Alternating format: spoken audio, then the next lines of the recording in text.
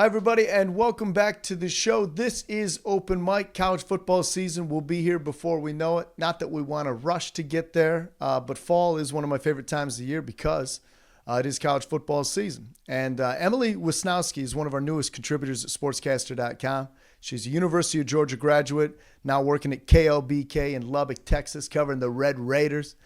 Emily here to offer her insight on the Heisman Trophy frontrunners heading into the 2025 college football season.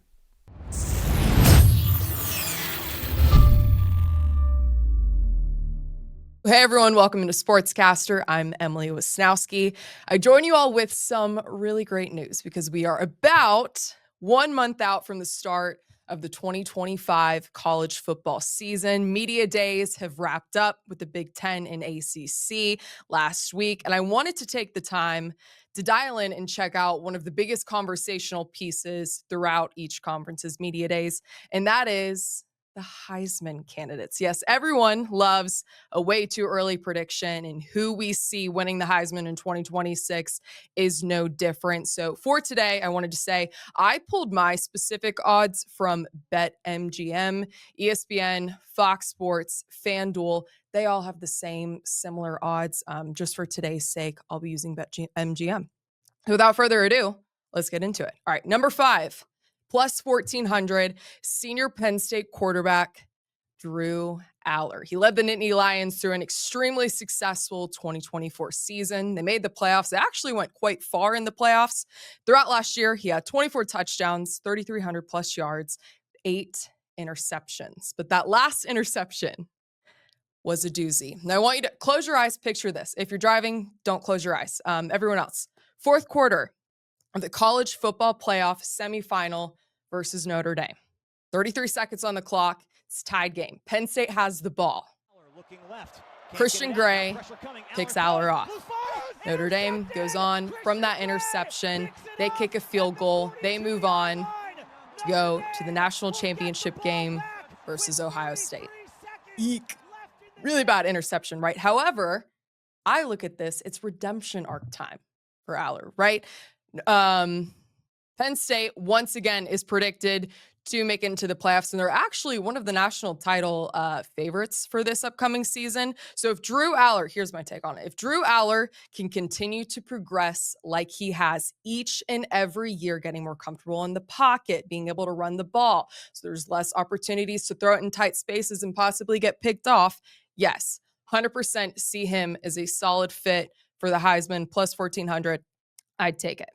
All right, number 4, following suit, plus 1,000 is sophomore Ohio State wide receiver Jeremiah Smith. He's the only non-quarterback lurking on this list, and reasonably so. Last season, 76 receptions, 1,300 plus yards, 15 touchdowns. Dude is a beast. And guess what? He can also step in as a rusher too. 16 carries, 47 yards with 1 touchdown.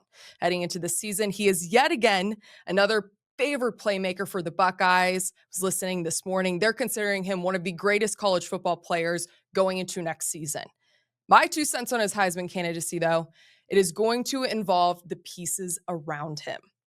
All right, Ohio State lost a lot of key pieces on their offense last season, whether it be to the draft or to the portal. And unfortunately for wide receivers, they rely a lot on everyone else around them, but most importantly, the quarterback. Now, as of right now, I'm seeing mixed reviews. Do we know who Ohio State's quarterback is right now? I keep seeing Julian Sayin, and from what I've seen from him last season, 12 attempts, 5 completions, a lot of question marks. Will Howard, as we all know, he got drafted, so don't know who your quarterback is, don't know who you're catching the ball from. I don't know if you can win the Heisman. However, I will say, seeing Jeremiah Smith on this list, I absolutely love it because I feel like the Heisman's kind of become the quarterback award, and it shouldn't be that way. I'd love to see some other positions in the running, and so plus 1,000, I'll take it. All right. Number 3 on the list, following suit, plus 900, senior Clemson quarterback Cade Klubnik. Yes, another well-developed senior player on this list. He'll probably go into the draft after this season. Last season, however, 3,600 plus yards, 36 touchdowns, 6 interceptions. Talk about resume, people. And the thing with Cade Klubnik, and my 2 cents, I think he should be number 2 on this list. We'll get into that a little later. Clemson has a very, very favorable schedule this season. Okay. They have no Miami, which is probably their closest competition because the ACC struggling a little bit to say the least. I mean, their hardest game is probably their season opener versus LSU. 2 weeks after that, they have Georgia Tech. So other than that, like, it's pretty much smooth sailing for him. And his biggest enemy in his Heisman candidacy is probably going to be his offensive line. And here's the thing. They fare very well against your average defense. And looking at the ACC this season, it's a very average conference, but when they play against a very good defense, they get exposed. And we saw it all last season against Texas. When head coach Dabo Swinney was asked about Klubnik going into his senior year, he said, quote, he's developed, he's gotten better, but he's got to take another step. Now it's more precision, more detail, more awareness, all those things just a little bit. And if he does that, he's going to have a great year. And guess what? I agree. All right, plus 850, number 2. Senior LSU quarterback, Garrett Nussmeier. He is my personal favorite for the Heisman candidate. And that in part relies to the fact that I have a lot of high hopes for LSU this year. I do. And head coach Brian Kelly really needs it too. So last season, LSU finished 9-4. Their losses were the University of Southern California, Texas A&M, Bama, and Florida. All really mid programs, right? Here's where I think that kind of plays in part. So Nussmeier last season, 4,000 plus yards, 29 touchdowns, but he had 12 interceptions. Now this dude, he has undeniable arm talent. I mean, 4,000 plus yards, it's a get-go. And he told media at the Manning Passing Academy that he's spent a lot of time in the offseason kind of building his body to take advantage of the rush opportunities. In part, hopefully a tactic that will cut down some of those turnovers. Great player, senior, and his benefit too in the Heisman candidacy is that he's one of the few returning SEC quarterbacks for next season. So he's got the experience there. LSU has built the program around this dude. So now it's just, can we put all the puzzle pieces together, clean up the game a little bit, and get it done? That's the question.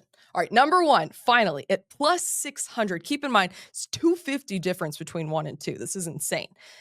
Number 1, the Heisman favorite by far, sophomore Texas quarterback Arch Manning, undisputed favorite. He's a projected starter for the Longhorns this season. And this take, it's a little crazy. My opinion, it's blown out of proportion, but guess what? Even Arch Manning himself is like, where is this coming from? So SEC Media Days, Manning told media, quote, I'm not sure how they got these opinions. I've only played, 2 games? It's nice of them to say, but it doesn't mean anything. Talk is cheap. I got to go prove it. Dude's got his head on his shoulders. That is for sure. Look, here's the thing. I don't think Arch is going to be bad by any means. Steve Sarkisian has done a phenomenal job building up the Longhorn program since he got hired in 2021. But here are some stats from Arch last season that I wanted to share with you guys. So he played in 10 games last season. 4 of them, I will say, he was kind of put in as like a mobile QB, aka running back, which dude has some legs on him. He can run. That will be a benefit for him for sure. And that's going to expose a lot of defenses in the SEC. Georgia, my alma mater, being one of them, I believe. But 4 of them, 4 put in mobile QB, and he started in 2. Louisiana Monroe, I don't need to explain that even further. And then Mississippi State, which had the worst defense in the SEC last season. I like to say he was thrown in as a quarterback for quote unquote 2 real regular season games. And it was hosting Florida and hosting Georgia. Against Georgia, he was 3 for 6, 19 yards, and he was sacked twice. When he tried to run the ball, 4 carries, total of -1 yards. Hosting Florida, 3 for 6, 19. Not the best stats in the world. And look, here's the thing with Arch. He's got the family name. He's got the high expectations, but favorite at plus 600 is crazy.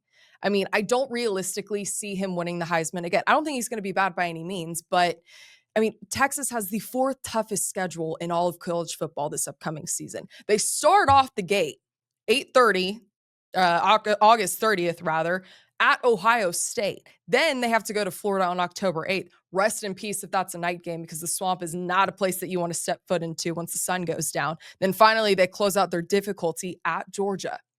3 very, very tough stadiums to go and compete against. So in all, yes, a lot of questions surrounding Arch Manning, but guess what? There's a lot of questions surrounding all of these guys, but that's what makes it way too early prediction, but that's also what makes it fun. So I hope you guys enjoyed. Thank you so much for tuning in. Let's keep that countdown to kickoff rolling off because you know I am too. Emily Wisniewski, dig it. The countdown to kickoff. College football season just a month away. Will it be one of the 5 names that Emily mentioned headlining the Heisman race, or could potentially a dark horse candidate emerge? We'll all wait to find out. College football season will be here shortly. Open mic continues after this as we take a deep dive into the college quarterback rankings heading into the upcoming season.